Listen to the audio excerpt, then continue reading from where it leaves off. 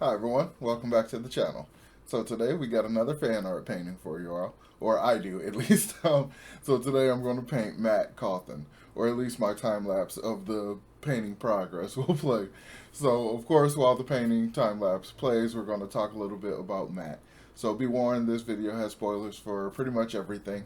I'm going to talk about Matt's character arc, and then I'm going to kind of highlight some of my favorite moments that happen with Matt in the series.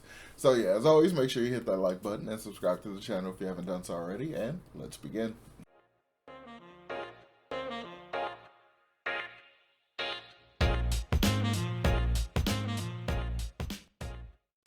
So, Matt Cauthon. Matt is definitely one of my favorite characters. He's probably my most favorite character to read about. Actually, he's definitely my favorite character to read about. So, originally, I kind of had no real opinion about him. He just kind of was a little bland, generic character that was almost in the background, especially when he goes comatose for almost like 3 books. So, it was very easy to forget about him. But I immediately got kind of more intrigued with him when he basically makes his comeback into the series and has that kind of like mini showdown with Galad and Gawain, and he just kind of beats the crap out of them, even while he wasn't at 100%, and they were like at full strength and stuff. So that's definitely one of my favorite moments of Matt, and it's like one of the moments that really intrigued me to him as a character. And as he continued to go on in the story, he was just really, really interesting. He goes through some interesting development. He has this really interesting character arc, and even though he goes through so many changes, the core of who he is stays the same, and it's really cool to see that. So he, even after he gets all the great memories and all that stuff in his head, he got these incredible experiences and stuff that would drastically change, I think, anyone's personality. The core of who he is still kind of stays true to who he is. And I think that's really, really cool and really admirable in a character like him. And it just makes him more fun to read about because he's so stubborn in that way. Sometimes Matt came off as a little bit of a flake because he seemed like he was very much hands offish with Rand. He didn't want to kind of be near him and stuff because he was the dragon. And it kind of, to me, felt a little bit like a bad friend. But you can really understand his point of view in that he didn't want to be around when Rand goes insane, because one of the biggest memories they have of the channelers going insane is the idea of them killing their family, especially since he's like the Dragon Reborn, and Lews Therin is known as Kinslayer and stuff. So like he's of course just got very particular fears about it. So he's like, I'm probably safer just putting a lot of distance between us. So like you can understand it, but like it almost kind of comes off as a little selfish in a way. But like it just makes so much sense. I don't know. It's just really, really cool.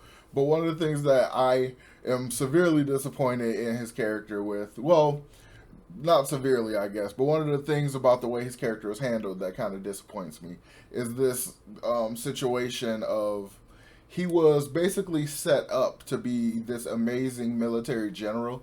Like he's got all these memories and he's a great strategist and everything, and he's got this insane luck that also helps him in those types of situations. And when we come down to figuring out who's going to lead the armies for the final battle, like his name never even comes up. Like I understand that it's kind of a secret that he has all these memories and it's not like widely known, but the fact that it just doesn't come up at all until like the final hour and stuff, till he was like the Hail Mary or whatever, just kind of blew my mind and disappointed me because I thought that part was just like that was rich. Like we were just definitely going to do that. We were going to, Matt was going to lead everything, and it was all going to go smoothly, and like, and it was just going to take a while and take a lot of effort. Granted, it did, and it kind of all worked out nicely. And he got to really showcase his skills and abilities and stuff, even to the point of getting complimented by one of the most badass Forsaken. So like it kind of worked out, but I just really expected it to happen much sooner, and I was kind of disappointed that it didn't. And one other thing, actually a couple other things. Well, like one thing I'm slightly disappointed in Matt is like his relationship with Tuon. The fact that he never really pushes back on the whole Suadam Damani thing. But I kind of understand that from like a, he don't want to overstep, and he's honestly a little afraid that she might just have him killed. He's not entirely sure that that won't happen, so he probably is, it's also true to his character that he would just keep his mouth shut in situations like that. So, but I kind of hope, like, as time goes on and the stuff we don't get to see, he would, like, help and kind of deal with that.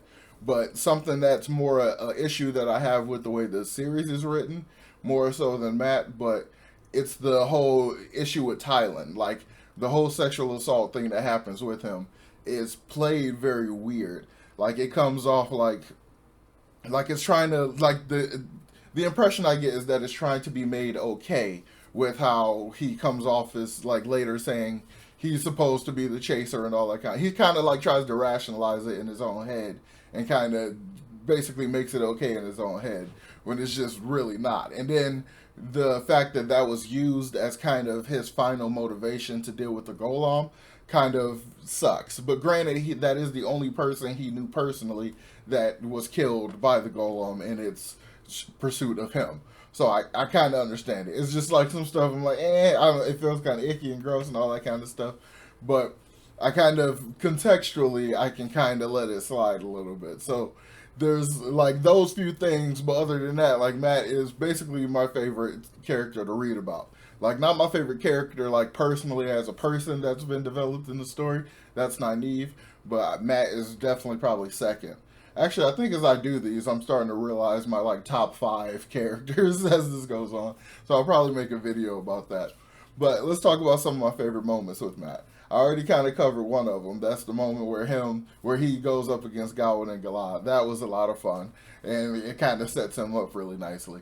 But another favorite moment I have of later in the series when he goes to basically get Egwene and Nynaeve, and he thinks that he doesn't realize that Egwene has been made Amerlin of like the rebels and stuff, and he's like, we got to get out of here before the Amerlin gets here and stuff, and like you basically playing dress up and whatever, and like you're going to get us in trouble, not realizing that she's the Amerlin, actually not believing that she's the Amerlin because he's been told and stuff.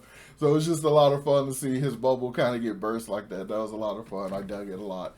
It was pretty funny. But another moment was and towards the last book, is the last few books, and it was actually when Brandon kind of was writing Matt a little off.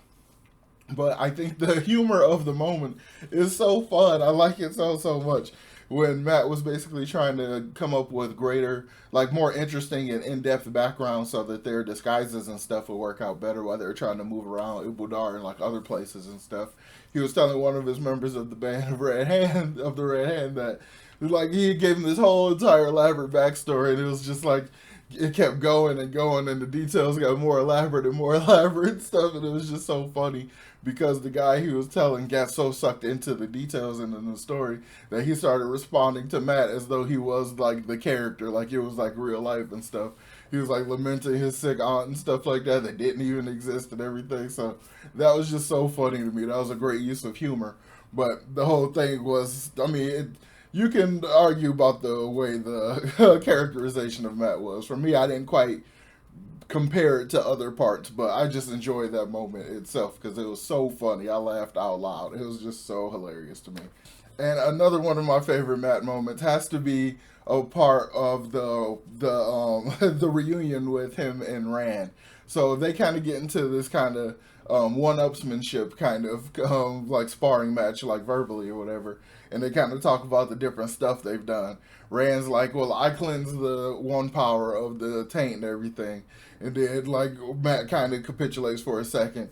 And then, like, as he's walking off, he turns around to Matt, or to Rand, and like, hey, I saved Moraine, so I win. And, like, that moment was just so cool, because, like, I totally agree with him.